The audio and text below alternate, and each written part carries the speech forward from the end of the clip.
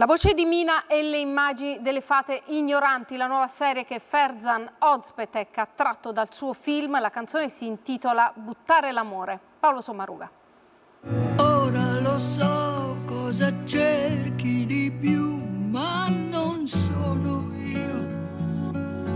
L'emozione nella voce, l'assenza che si fa presenza più forte. Le fate ignoranti di Ferzan Özpetek, che da film diventa una serie TV, e i 1000 turbamenti del cuore che regala Mina, la più grande di tutte.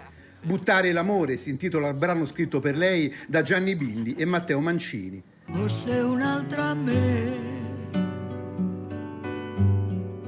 ti accontenterà.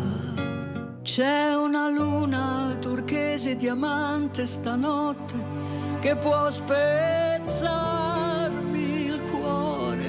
La passione di Ferzan Özpetek per Mina aveva già scelto un'altra canzone, Luna Diamante, di Mina e Fossati, per accompagnare il suo ultimo film, La Dea Fortuna.